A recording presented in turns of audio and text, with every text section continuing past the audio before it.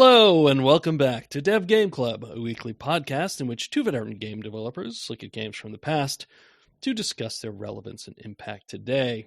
I'm Brett Duville, and I'm joined as always by my co-host, a man who seeks to one day become Baron under the mountain. Tim Longo. You think that's Do I? Is that the goal? For you? That seems to be one of the goals. That's okay. In fact, if you go and look in the corner, there's with the question mark, you can go and look at stuff. Down towards the bottom, there's like goals. And one of them is like, well, typically people think of winning as a game as becoming, Baron, creating a barony. And then you can go on and become a duchy, and maybe you want to go and, take over areas. Maybe you want to try some part of the map that looks really, really challenging, or et cetera, et cetera. So they have lots of different rules. We, of course, are talking about Dwarf Fortress, the Dwarf Fortress simulator. It's really the only thing you can call it. That's exactly what it is.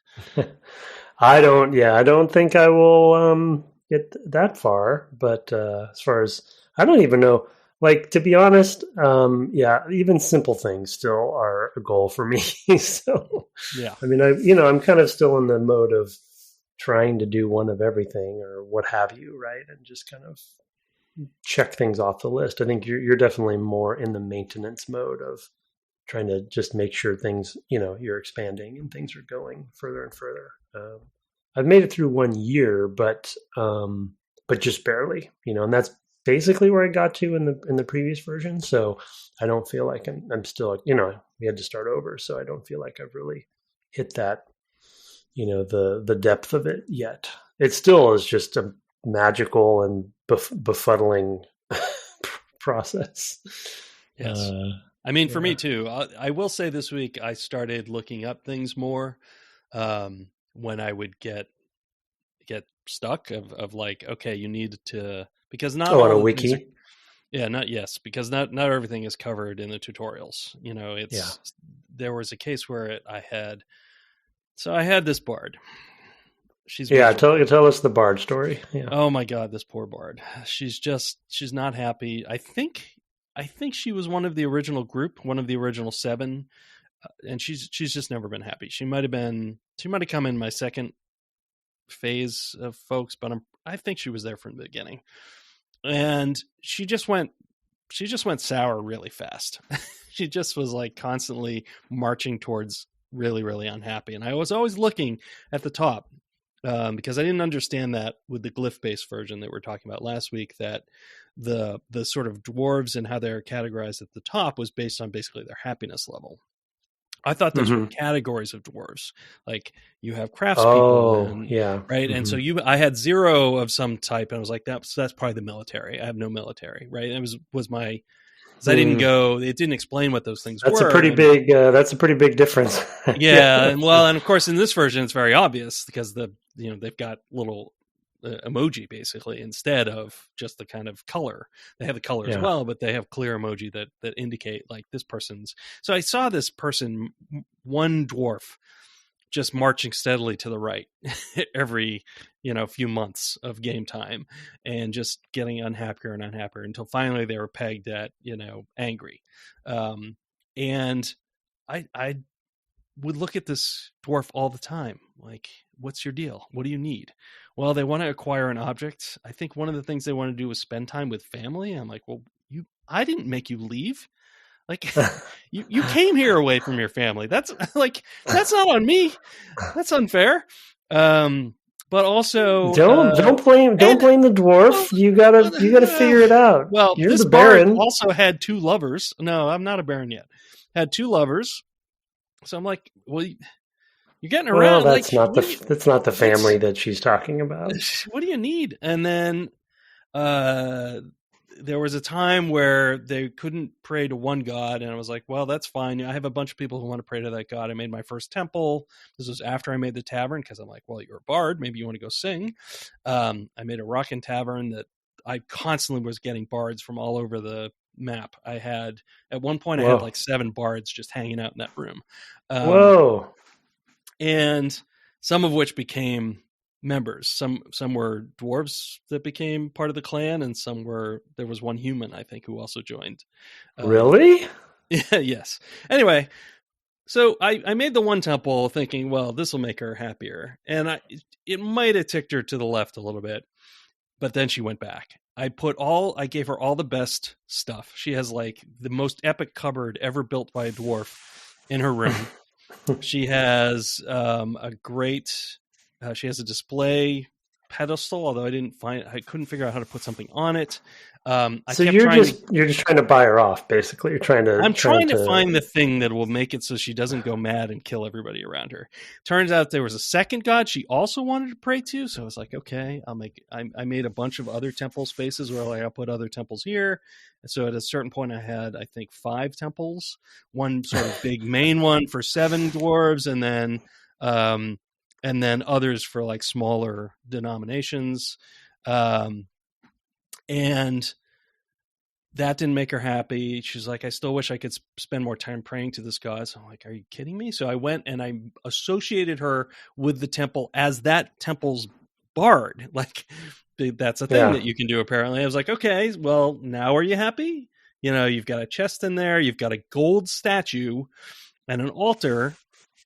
And nope, still not happy. I gave her own dining room.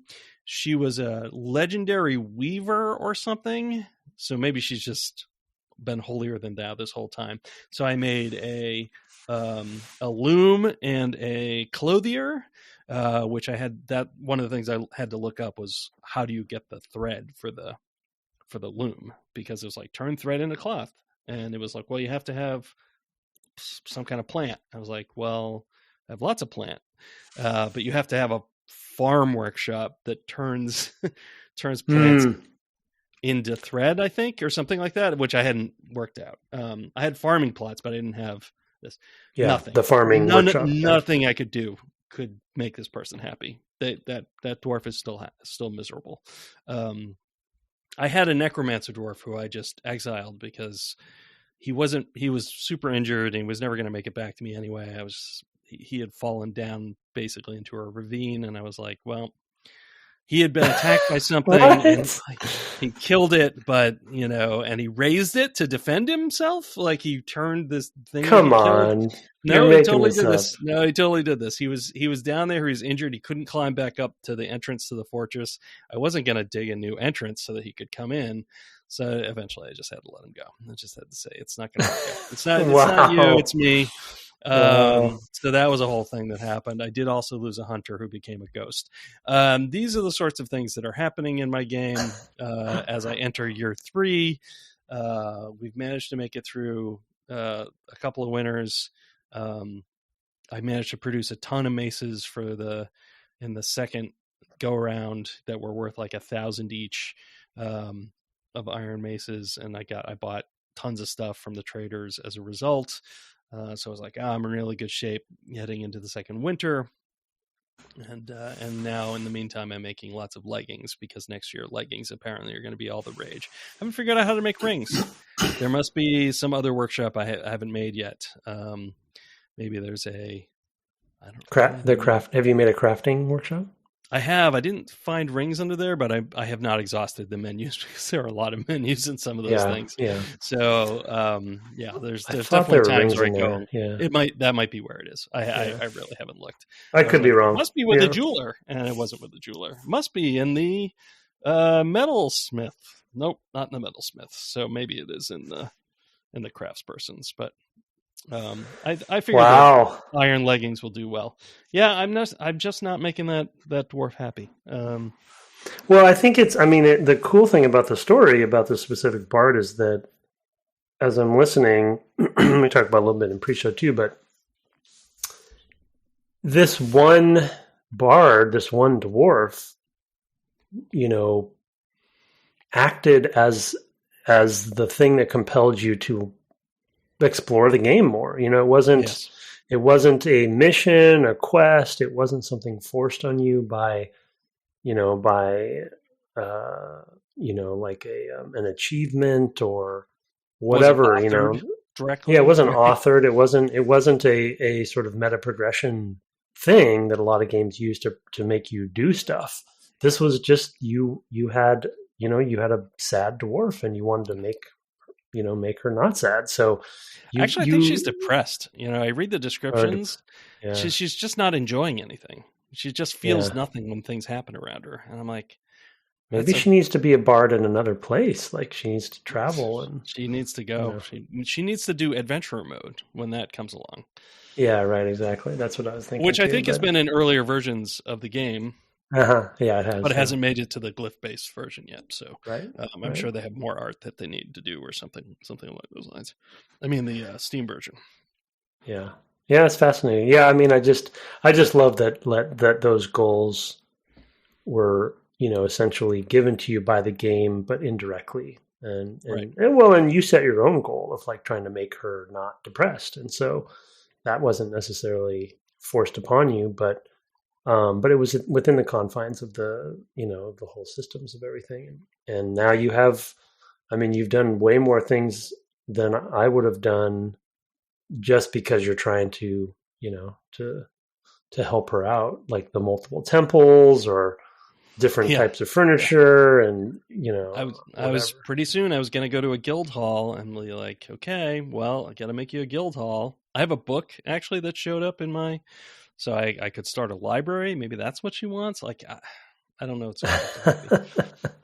But then also, like, imagine if you get to the point where she is happy, the accomplishment, the achievement you would have had for doing that, you probably will have learned so much if you stick with it. I don't think you're going to stick with her. I think you're going to abandon her, leave her in the wilderness. I'm going to abandon the world and create a new world. Probably the next time this poor bard will never get what she's after.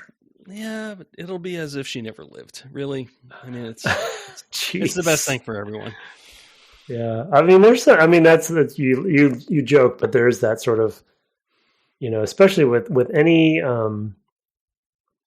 game where you commit a large amount of effort and time to build something, and then this concept of deleting it or never coming back to it, it's just like I have games like that where I've committed so much time and then couldn't, and I always save. If I'm really invested in it, I always save a version, right? So if I ever really feel like that urge to go back to it, at least it's still there, Yeah. But when I've lost I wonder how my Animal Crossing game is going. Exactly.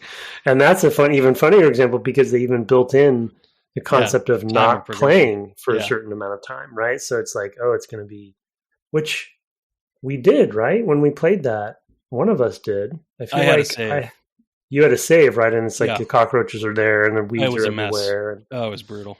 Yeah, and that's the whole place was weeds. Yeah, it's amazing. And that would be true now as well because it's when did we do that? 2 years ago, something like that. Yeah. So it'd be brutal as well. It'd be funny to leave a Dwarf Fortress just like running, and like not do anything, just let it atrophy, and then you'd come back and there'd just be blood on the walls, everyone would be dead. Yeah, it reminds me of what happened with Black and White, which was Chris Corey and Andrew Kermsey shared an office at the time, and when Black and White came out, and they taught it all sorts of nasty things, and then they went home for the weekend. When they came back on Monday, it had eaten all the villagers and was playing with its own poop and slowly dying because nothing was powering it anymore. So, oh my God! Leave it to them. Yeah. Huh. Good work. Good work, guys.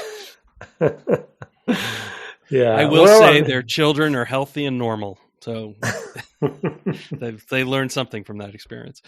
Anyway,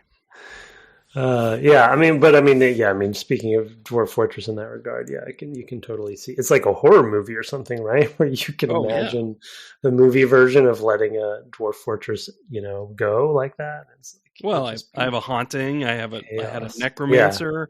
And I just know, I mean, there's blood everywhere already because multiple times things have invaded. Because there's something about, we should get into the glyphs versus the art, the tile art, but because of course we're playing the Steam version now. I think for me, one of the things that has happened is, in a lot of cases, it's been really good. And we can talk about this in a minute, but there are things that are blind spots for me now because of the perspective. For example, I think of any of the so I'm basically started on this kind of like hill with a little bit of rocky mountain underneath it, but it's like all jungle around it. I'm like, well, I'll probably be okay. I'll be underground. Everything will be fine. It hasn't been fine.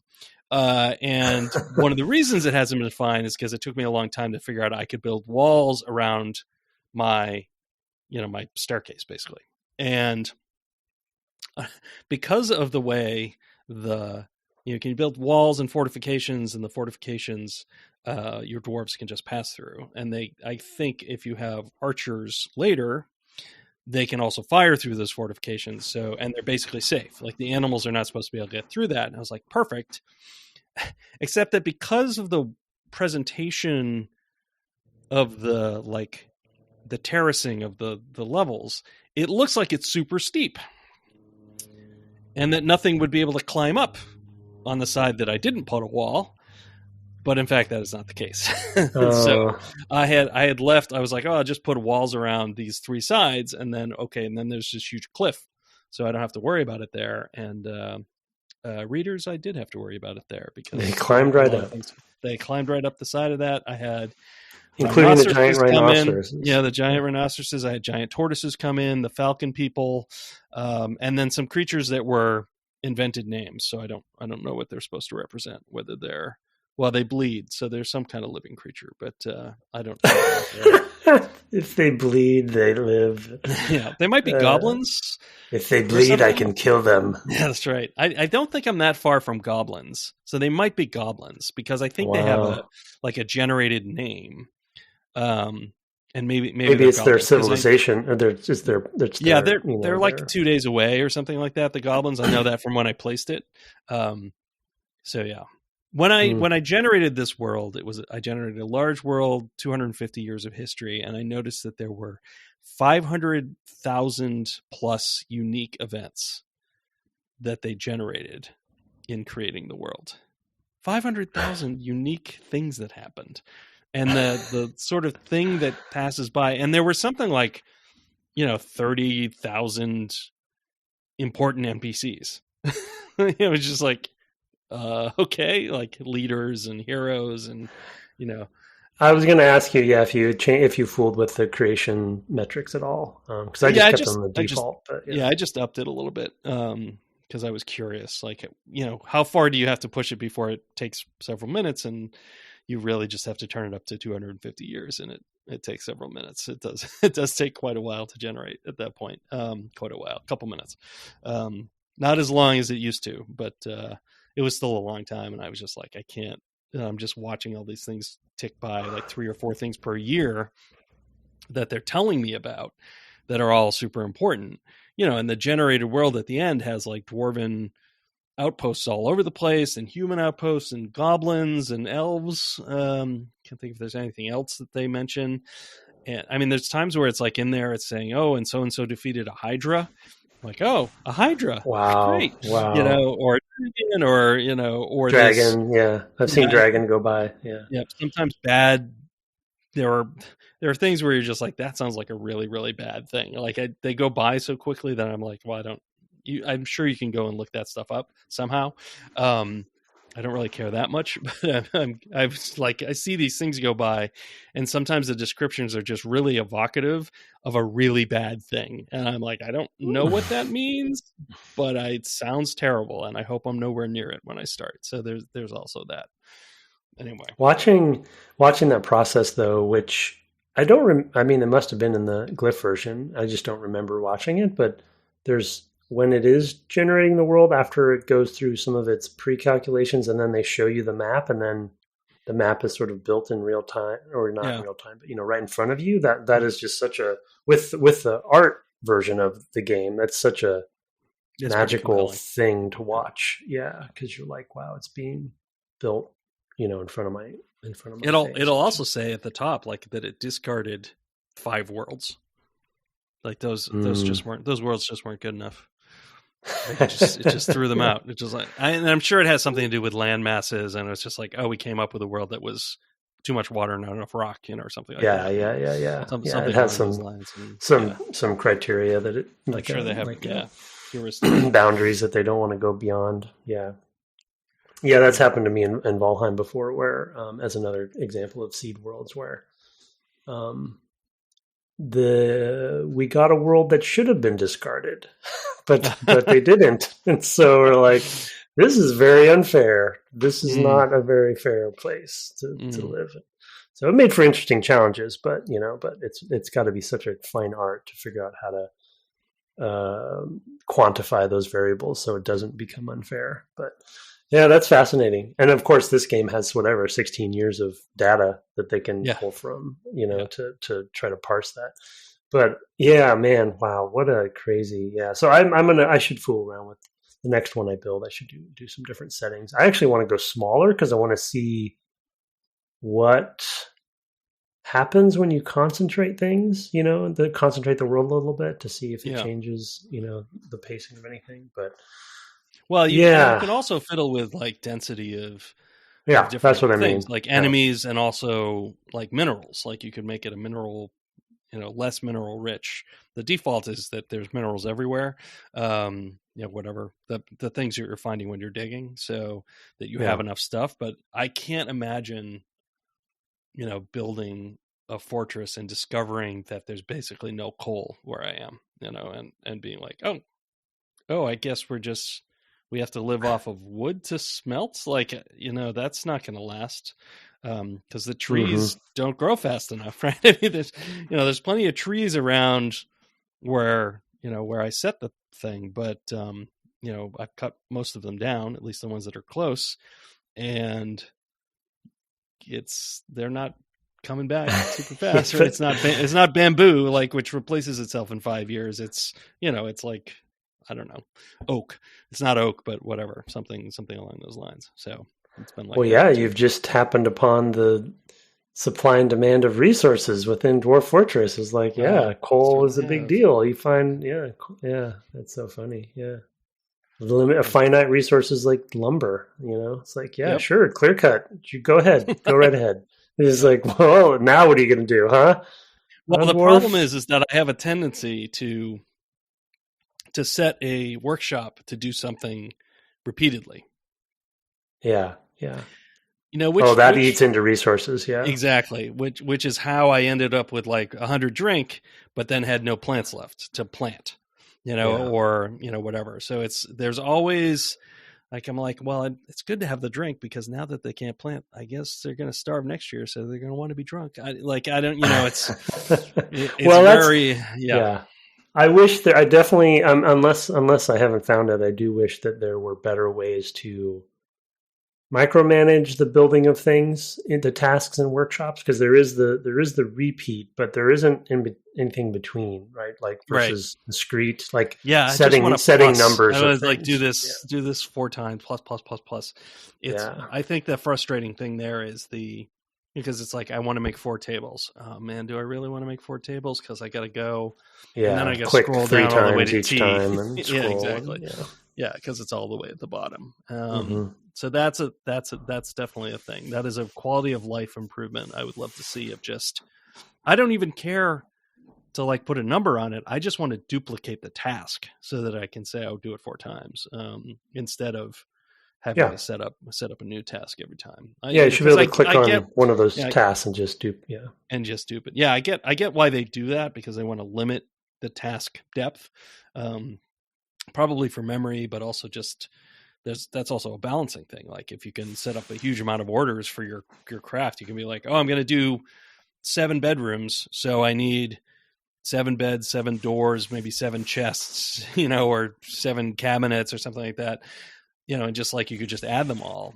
So I get not wanting to have sort of an infinite depth task list, but I would like a little help in managing it, so that's not one or infinite, or every time you have to do, as you said, 3 clicks, especially with scrolling, because that's not great.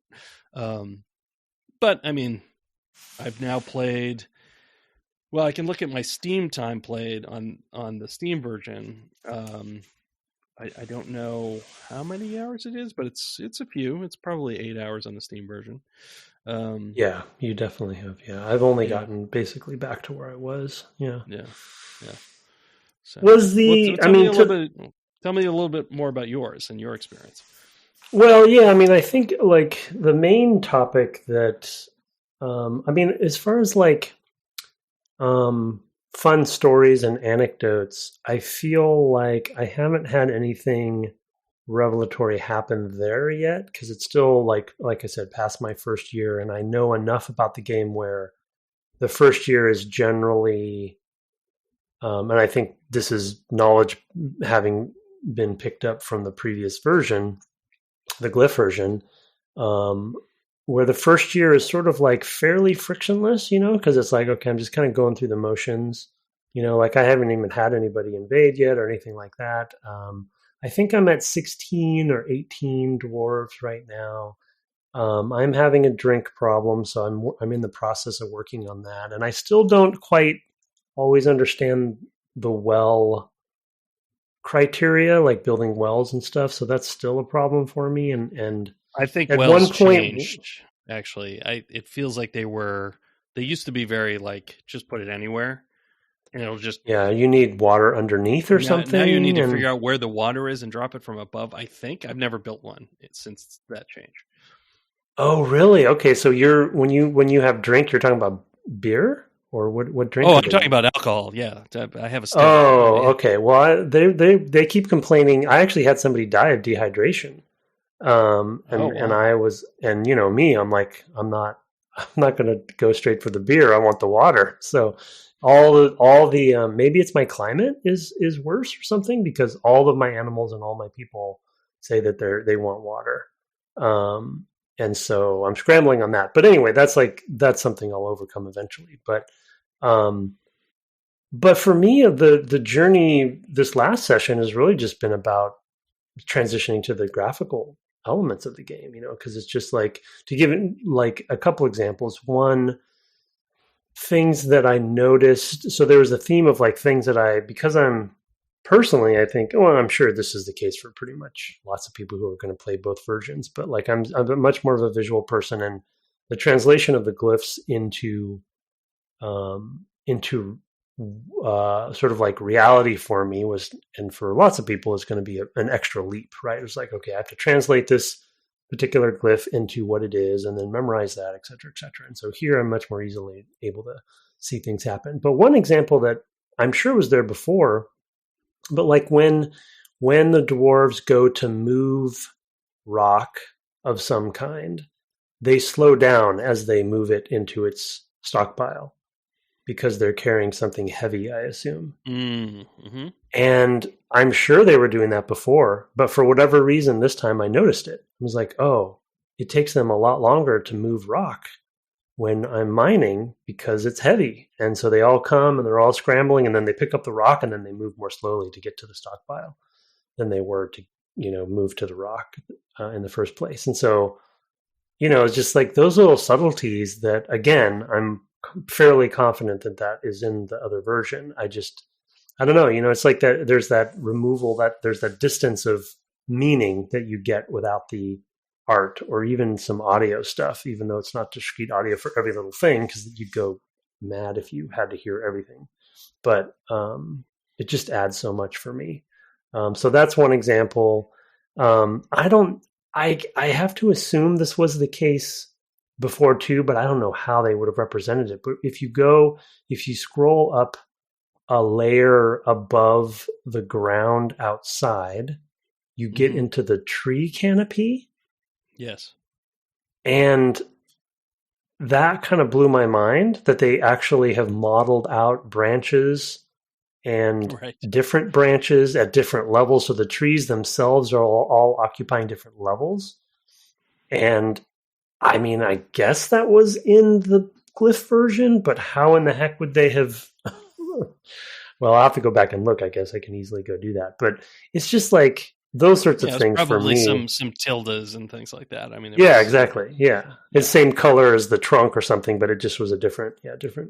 And to be honest, probably I was looking right at them and didn't understand what I was seeing. You know what I mean? Because they Right. probably, as an example.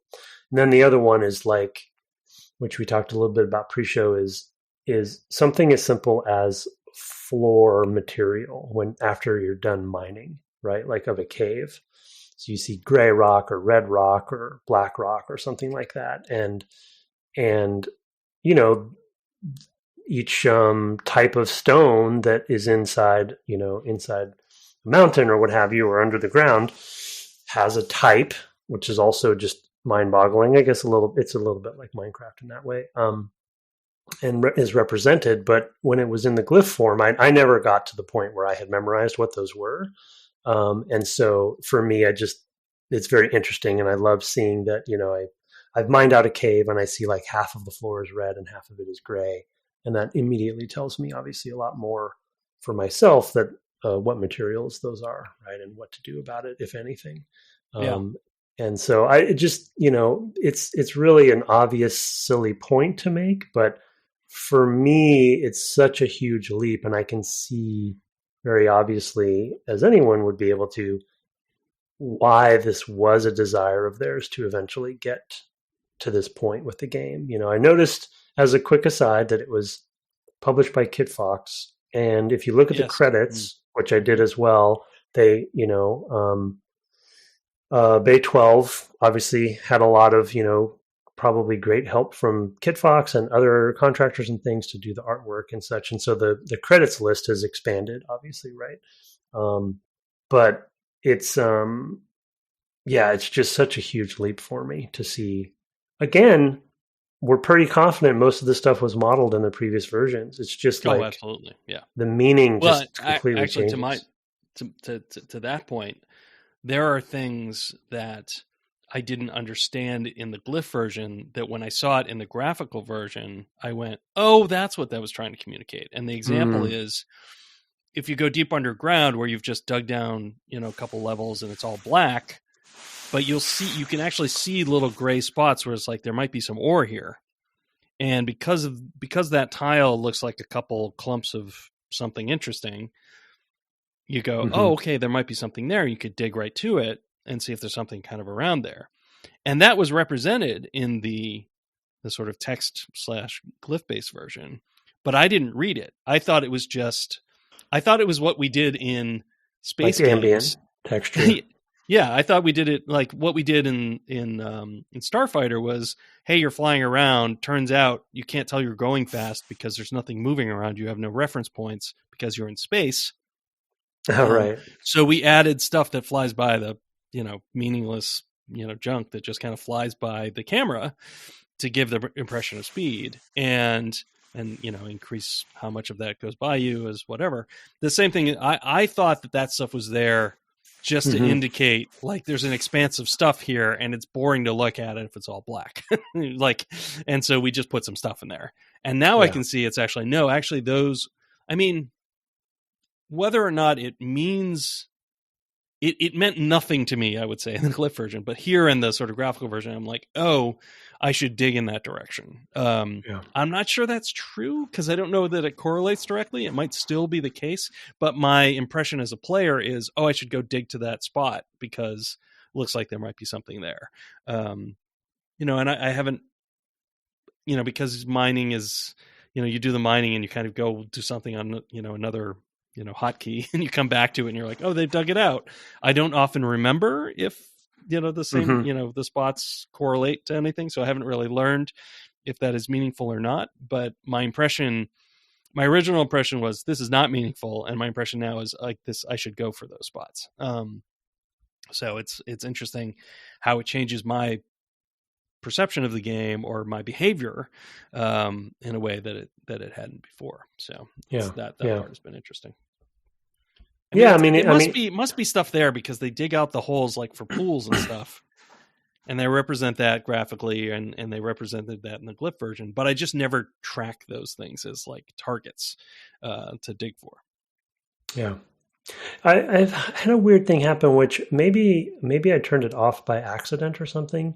But when there are water pools and rivers underground and pockets, you can see them when you get close to them. Basically, but then mine went away. Places where I thought they were is now dark again. And I don't know what happened. I don't know if it's a bug or what it is, but it's like I lost track. So that's why I've been having a hard time with the well, because I now have forgotten where all the water pockets were. So I don't know if that's just a view setting that I turned off, but it was sort of alarming. And of course, when I dig next to something, it tells you that there's seepage and things, so there's water on the other side of the wall. But yeah, it's it's just such a funny, like, just as another kind of silly macro point. It does such a great job at making it feel like it's really hard to be a dwarf. It's like just like everything dwarves have to do, and I don't know, I feel like dwarves in fantasy settings are always the hardy, like they've been through a lot kind of characters. And I don't know if it's the living in in mines or underground or whatever it is, and maybe that's just my own sort of thing, but I just feel like you never know what you'll run into down there, Yeah, you could mine through a wall and flood or whatever, or like run into a nest of cave spiders or ghosts. Is that a thing? Did cave spider silk is that I haven't run into any cave spiders yet, but I know they're out there. Oh my God, that's terrifying. That is terrifying. Yep. Yeah, so it's like, and every level you go down, it just feels like, I mean, I think I made the joke last episode or recently, but it's like, I feel like there's a Balrog down there someplace, and it's like, I'm gonna get there, and we joke, but they have to have thought about that, right? If you go deep, there's got to be like lava and demons and who knows what. Yeah, well, I know there's got to be lava because there's a specific magma. Oh yeah, there's a furnace or something that's powered by magma, which is super cool, but also like terrifying. Yeah, exactly. I feel bad for the dwarf who discovers where the magma is.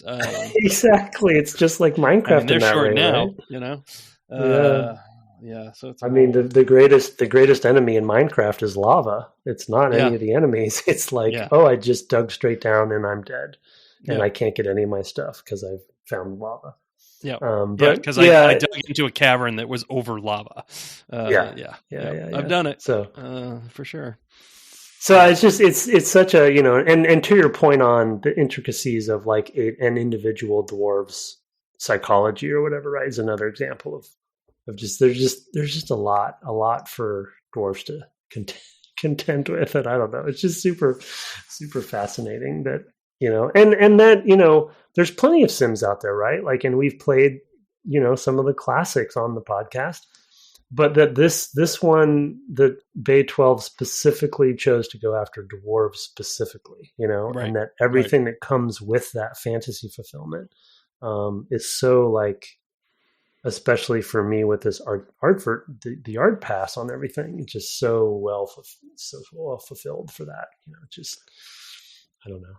Well, and it also points out how you can, if you simulate something, like if you go narrow, you can still go really, really deep and get your value from that. I mean, there's, because we say, well, it's about these dwarfs. Well, it's about, it's like everything that surrounds that. If you're like, you just pick the one fantasy character that you want to model, and you're like, well, what are their lives about? Because you can imagine.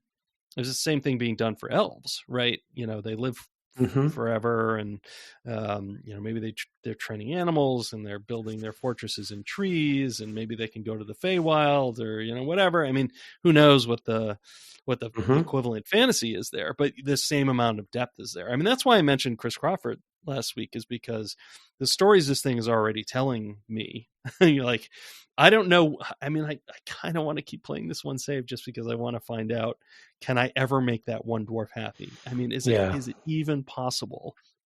Or is that dwarf just always going to be miserable, finally be the one that snaps and goes, and maybe they'd never snap because they're just used to being unhappy. Like, I just don't know where that story is going. And that's a whole story. Like, it's not predictable to me what could happen next. And maybe I'm constantly trying to buy them off, and I'm always just keeping them on slightly on the right edge. Maybe that's their strategy to get the good stuff from the helpful God who carves out all the caverns. I don't know. Like, it's astonishing to me that this is a thing. So I don't know. I don't know where it's There's going. there's got to be some variables for the dwarves, right? That maybe isn't exposed, where it's like difficulty of changing Yeah. their happiness state or something, and they're at Yeah. I different mean, degrees. So you can't min max and master every dwarf, right? They right, want to right. make it variable. Yeah. Like a dating sim game or something like that, where you can't get all the Yeah. targets, Yeah. something like that, which is, I don't know if that's a thing. It should be, because hello, life. But I don't think that's how dating sims are meant to be structured, but Yeah. Also, I don't know if calling them targets is the best way to think about it yeah, either. well, I mean, that's the thing is, though, in those games they are, I right? know, I mean, I know what you mean, but you know what yeah. I'm saying. It's such a Yeah. funny. Well, I chose that word. I was like, I'm about to say targets, because I think that's how those games treat them, right? Yeah, they're the goal of a quest, essentially. Yeah, Right? exactly, Yeah, right. The of a win mission. condition. Yeah. Can Yeah. you figure out how to do this? How to get to this one? Yeah. Right. Yeah, and I think. So yeah, and I don't know if I'll ever get a chance to play Ring World, Rim World. Again, Rim worlds. Rim World. Yeah. Because that is supposed to be. There's maybe a lot more going on there, but to your point on sort of the focus to allow for the depth, I think is a great point, because as an example, I mean, obviously an older game, but when we played, say, Populous, or even, I guess I'd say SimCity to some degree, because obviously SimCity was pretty focused around what it was trying to do. But there was a certain amount of what do I want to say, distance from the content, because it was a city, if that Right. makes sense, Right. where only, I think, certain player types are going to really like connect to that. And obviously those games are very successful, right? And I'm not saying that one is more or less successful, but I think when you choose, like, just one simple example of like starting out with as few dwarves as you have, Mm-hmm. and then how they, and then it's not like you start out with 100 dwarves or something, right? They Right. actually, Right. you really like have to learn to gradually build up, and there's a tuning and balancing to that. We were talking about in pre-show, just the concept that there's this extra kind of added pressure that is very intentional on migrants coming in to join your civilization. And the better you do, I assume, the more come, and there's different ways to have others come in. Sounds like you've had some additional ones join up based on, Oh, for like you sure. said, things like your Not tavern not and just stuff. the bards, but plenty of Yeah. other dwarves as well. Yes. But there's this. I was stuck at 12 for a while. I went from 7 to 13. I banished the necromancer, and then stuck at 12 for a long time. Like, I had numerous seasons where I was like, yep, nobody came this time. I'm like, oh no. Like, is it because of this one sad dwarf bringing us all down that I'm not getting the labor I need? It was a whole thing. But I think that's, yeah. I mean, yeah. I mean, I guess we don't know exactly. We don't yet know exactly why that stalls out. But there's this, just that we were talking about this in pre-show, the interesting tension between wanting to expand your civilization and have more dwarves, but also, are you ready for them, right? And that pacing of that, there's some math and tuning behind the scenes where they're keeping track of your progress, and they're like, okay, let's pepper some new people in. Okay, they've called some new. Okay, they're ready for this. They're ready for this. Oh, okay, they're kind of stalled out. We should apply some pressure. Let's give them more than they're ready for. Let's give them more than they're comfortable with. And that's what happened to me. Yeah, I had 10. So I had those 12 dwarves for a long time. They all had bedrooms with doors and beds and chests in every room, all that stuff. I made another 10 bedrooms on a floor down. I'm like, that should be plenty. That should cover me. And then I had 35 dwarves, so 23 more dwarves. I'm like, oh my God, what am I going to do? Like, I mean, I think at some point I increased a little bit more because I had all these bards coming in, but so it was like maybe a jump from 15 or 16, 17, something like that, up to 35. But like, oh man, I got to dig a ton more bedrooms in a very short period of time. So I made a really dormitory at one point. I was like, I'm just gonna, you know what, you're all gonna share, and there's 10 beds in this one room. It's gonna be fine. They have a designation for dormitory, so I'm like, okay, well, tempted. just I've been in tempted. the meantime. Well, I I don't mean, know how happy they are, but yeah, exactly. I mean, that was my next question. Was like, well, should I build a barracks instead of trying to build all these people bedrooms, so I could go and have more of a military? But I mean, I've never had a game make me think about things like that before. Yeah. So, you know, that's a whole thing. And I love the passive element of the game. I mean, and we talked about this to a much simpler degree with Populous, which is, the more I play this game, the more I'm kind of looking back at Populous with this sort of weird infatuation of like how kind of brilliant that concept really was, you know, because of the manipulation of the world and how it impacted everything. You know, it's just so weird and so like would have never thought of that.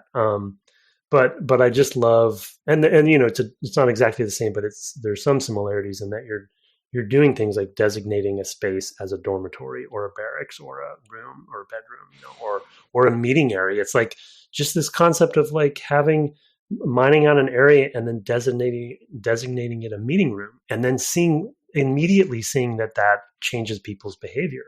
And animals as well. Like as soon as I did that, like everybody went from the wagon down to this one area. And it's like, oh no, this has got to be a problem some point, you know, that they're all hanging out. Yeah, I really haven't figured out the animals too well. I mean, I have had animal handlers. Well, you can designate animal areas, which is right, and I've done that too. But that hasn't. Like, I think you actually have to assign animals to them as well. Like I assigned, so I had. God, I hope not. Jeez. I had a cow. I was like, well, I'm going to make a pen for the cow, you know, because it's a livestock animal. And I assigned the cow, and it went down there, and then it just starved. It just died. Because I forced it to be there. It was ground that I had prepared to be a farm, so it was soil and everything, but I guess there was nothing growing there, and it just, because it was stuck there, and I wasn't going there, and nothing was going down to feed it. You monster. I am. Yeah. I lost so many other animals before that. I was like, well, I got to start dealing with these animals, and then so when I lost another one, I was like, well, I'm clearly not doing something here, you know. Because you start with all those animals, and you know, I've got so many dogs and cats because the dogs keep having puppies, and you know, some of them have partnered off with different dwarves. Some of the dwarves have like their own dog, which is cool. Wild too. But it's also, you know, I don't know how any of that is happening. You know, I don't necessarily nature. What do you mean? Dwarves and dogs. I don't know. Is that really a thing? Dwarves and dogs? I don't know. It's not in any of the reading I've done. This was not covered in the Lord of the Rings. That's true. Dwarves don't typically have pet. Yeah, I mean, D&D maybe a little bit, but yeah, I mean, to your point on only the Azer have beasts of burden that they use. Yeah. Right. Little Dungeons and Dragons throw in there. A little inside baseball there, but to your point on the cow a little bit, but also what to do with animals and variables like that, but also like, I guess the macro point here is that the game is built up of so many different timers.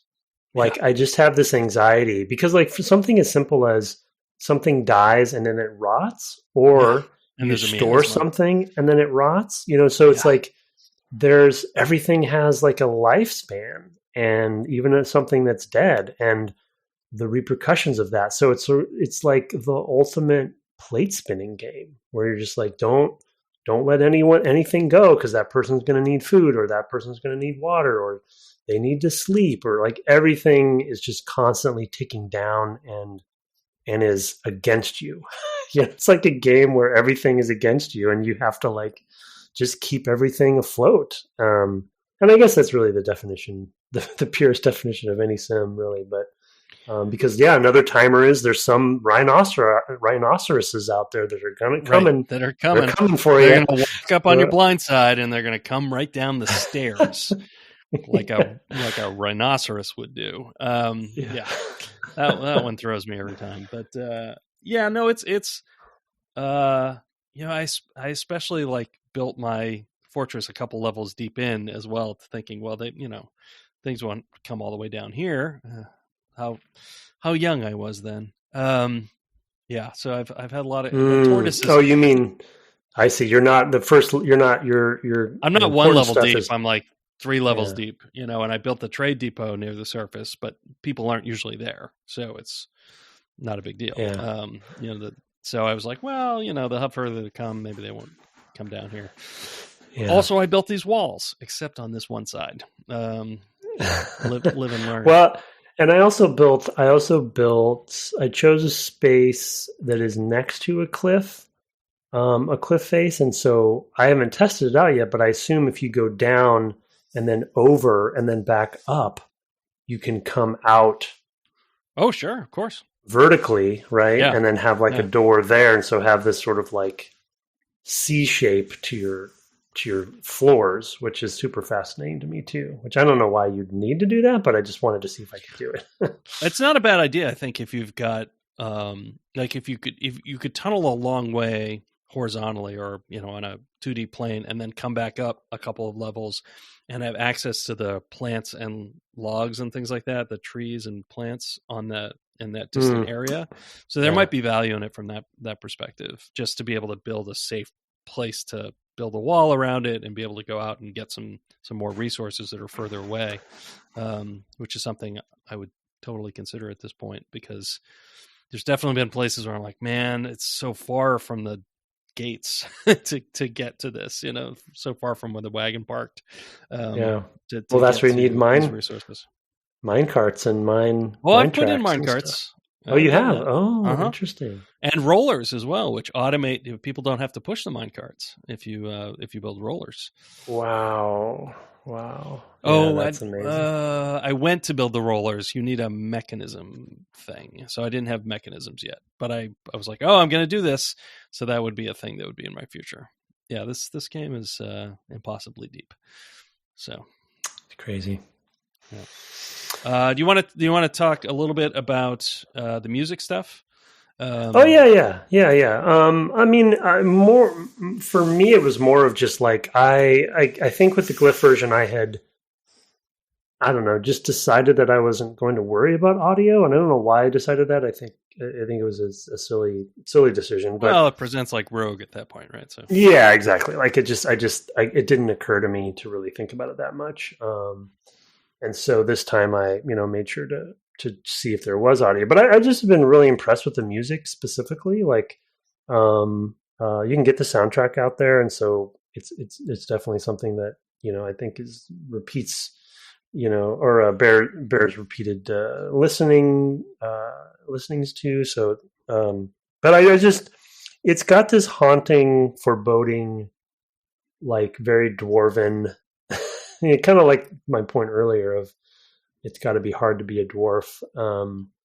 It just has this sensibility to it that really fits well with what's at stake, I guess I'll say. It's just, again, like kind of, at least the pieces I've listened to, they're basically just kind of underscoring on the music side. And I don't really know what triggers them to change. It's probably just playing through the tracks or what have you, but maybe they are associated with certain experiences here and there. But I think they are. I mean, I've selected them for the the intro music. I normally put our intro music, then intro music from the game we're playing, or some music from the game we're playing. Yeah. When I edit it, and the tracks have titles that are evocative of things that could be happening in the game, like the hard winter or that sort of thing. So right. So I think there's a sense of that there are some sort of natural game states you might fall into where you'd hear the change in the music. One of the things I will say is, I mean, it was there in previous versions. There was music, even going back to the earliest version. I'm pretty sure, and I think in that case it was performed and composed by Tarn Adams himself. I think he composed the music and was playing it on his own guitar. It's got that sort of, it definitely has a like hand recorded or home recorded acoustic guitar, picking up the fingers moving on the frets types of noises, or on the strings rather.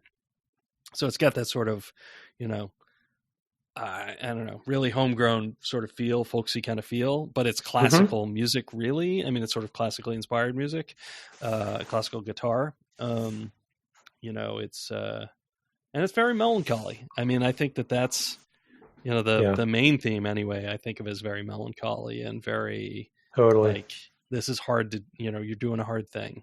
That sets you up for like, you got to make it through your first winter, which we've already talked about, once before. It's just the rough. That's the first breaking point for a number of first fortresses, I suspect, is that first winter is a doozy. So be careful with it.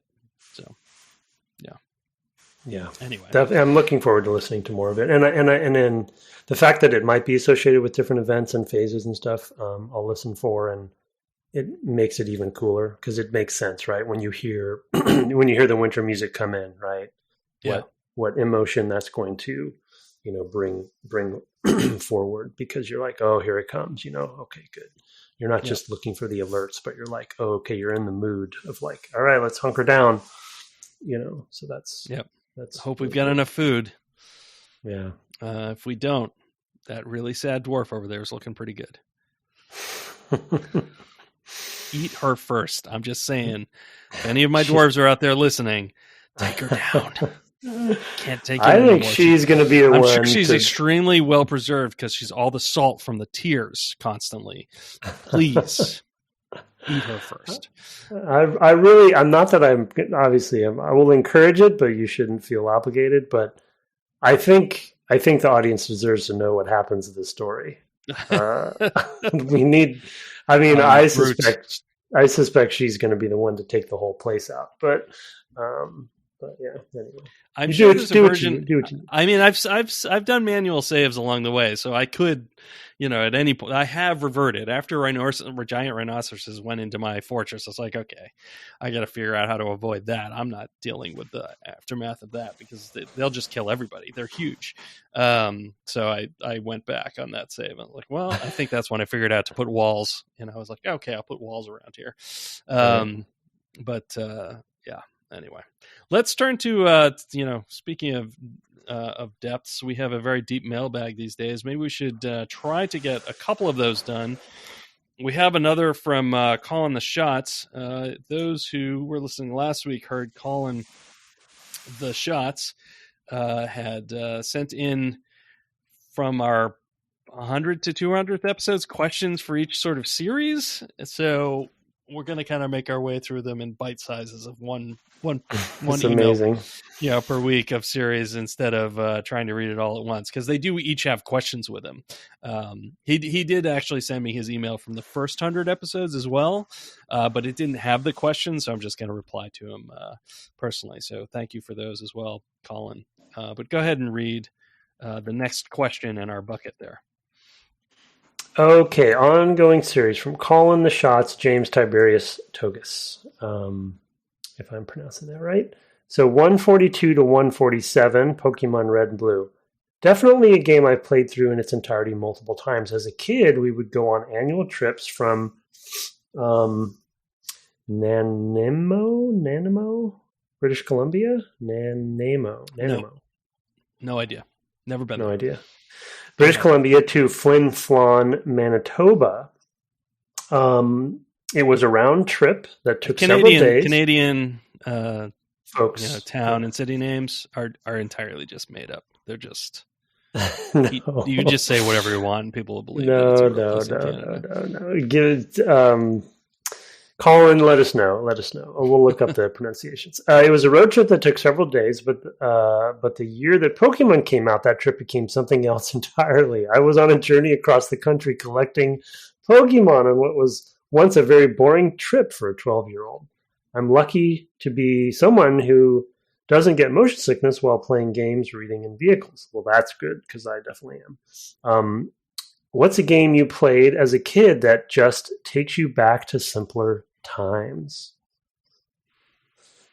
Yeah, I have a couple easy ones. Do you? Okay, yeah. For me, I was thinking things like the sort of wizardries and ultimas are kind of my like the Yeah, really basic dungeon delvey kind of games are the yeah. games that I played a ton of back then. And Eye of the Beholder is another one that you've mentioned, although I hadn't played that myself. It's definitely in the lineage of these sorts of games. But yeah, Mm-hmm. for me, Wizardry and Ultima series games, especially the ones that had first person views and you're kind of like making your way through the dungeon, they're very simple. They're so compelling. Like I played on I think it was on the DS, was Etrian Odyssey 3 or 4 or something. It's a Japanese series that has a mode where it also has the mapping, so it had the stylus, so I guess it was the DS, right? So you were also drawing the map on one of the screens while you were seeing the first person view on the other screen.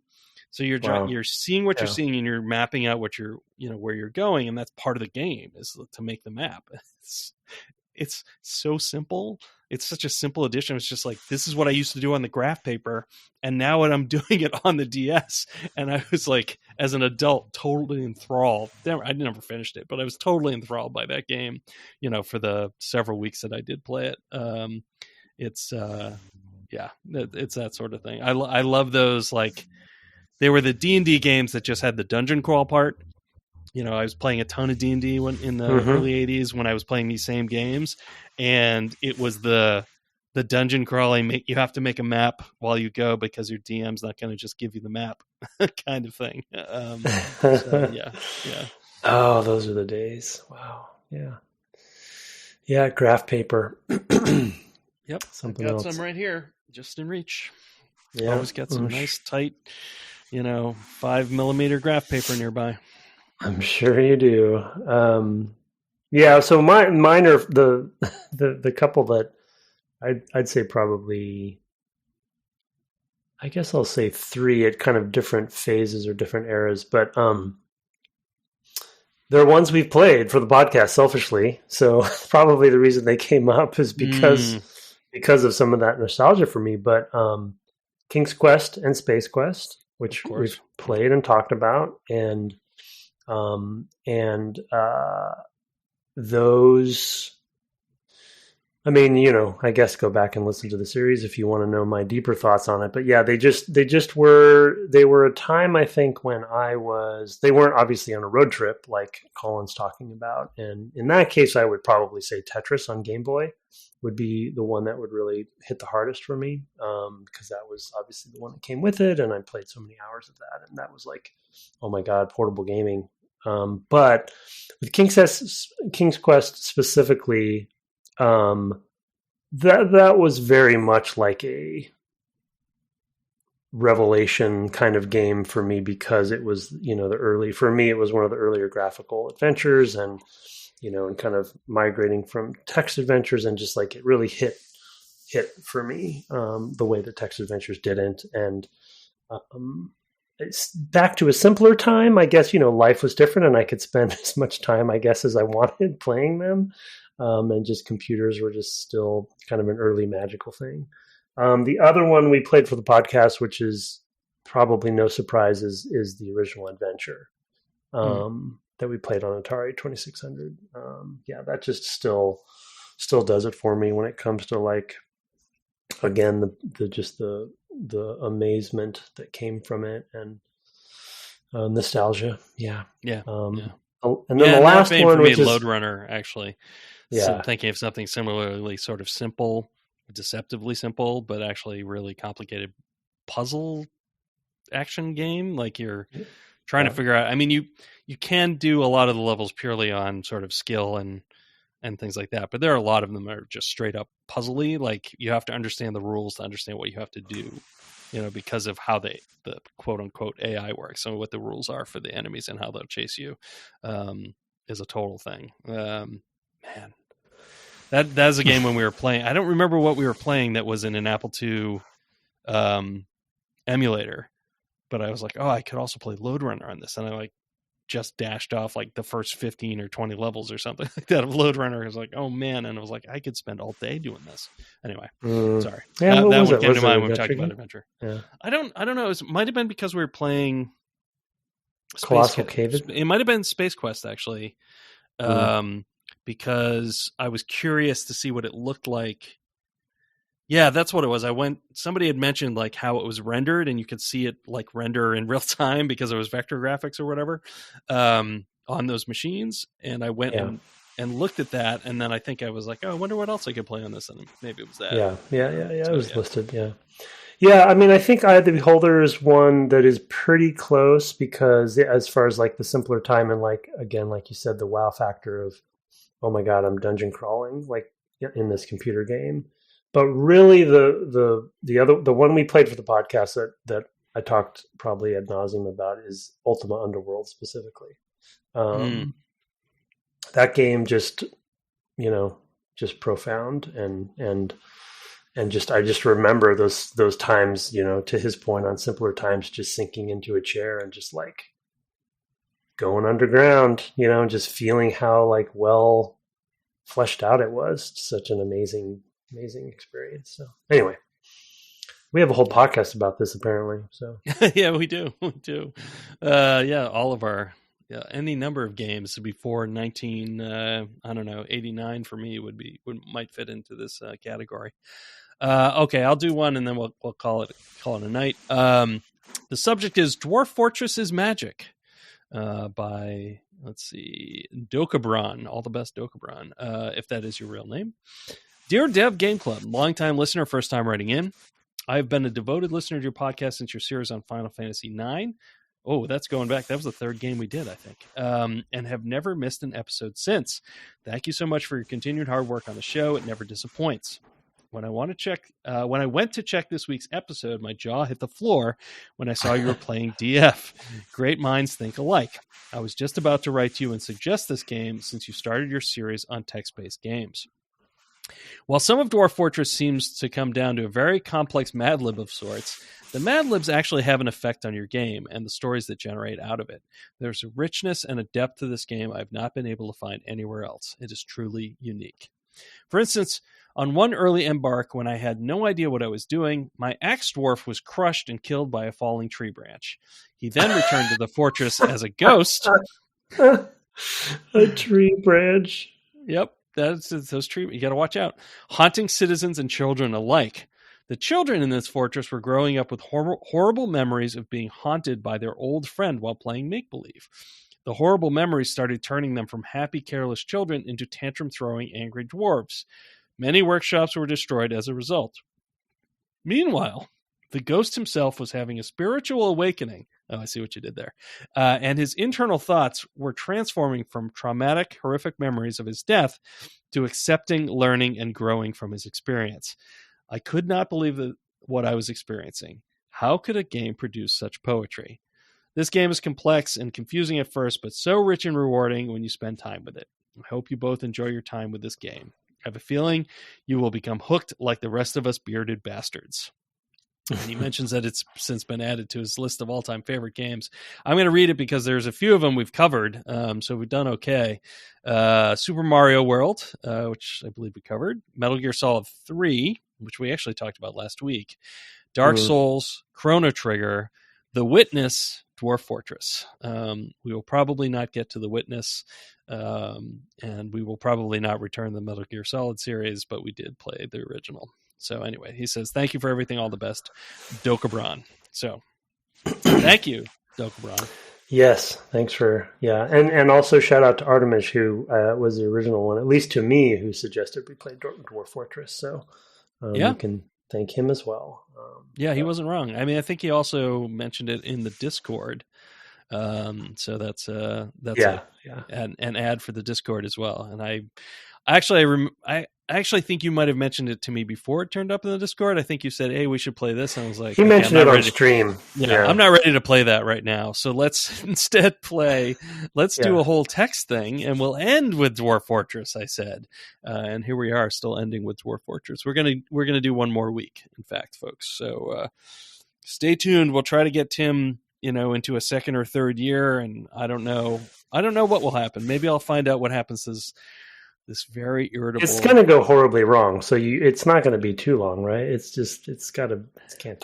I feel like she's just walking that axe blade where she could go either side, and I'm just that axe blade, I'm just trying to keep her on that razor's edge where she doesn't murder anybody, and maybe honestly, it might be good to not draw too many migrants. It's a whole thing. I worry a lot about it. I worry a lot about her. So that's where we are.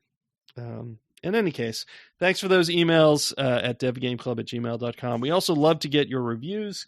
Haven't had one in a couple of weeks. Always appreciate them. And we try to read them on the air as well. If you use a different podcasting app or something like that, just shoot us a mail and let us know. I am regularly checking the spam now, so that hopefully I will catch if you send those in. I'm trying to remember to do it every couple of days.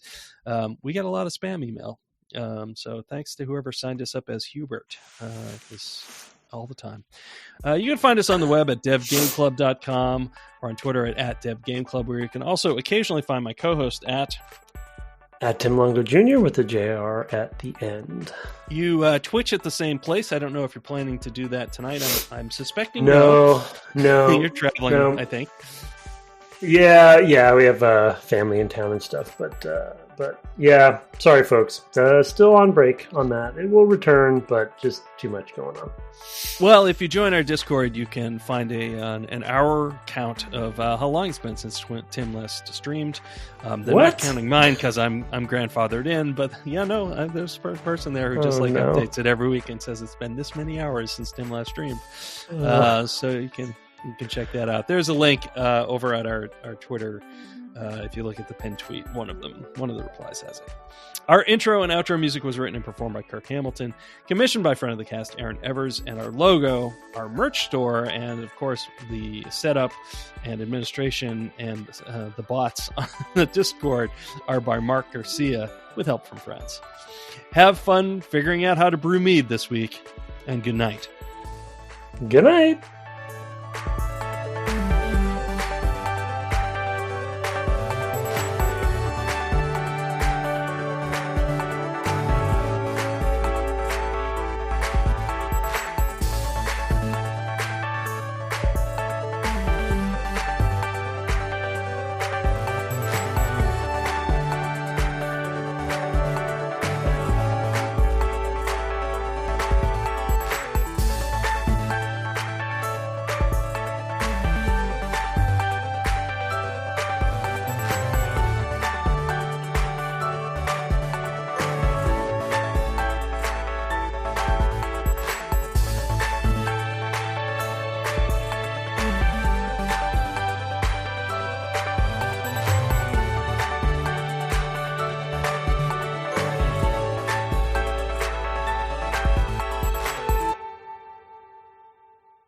I have not figured out I wish only I were there. I made a hive, but I apparently got to find bees in the wild and capture them and put them in your hive.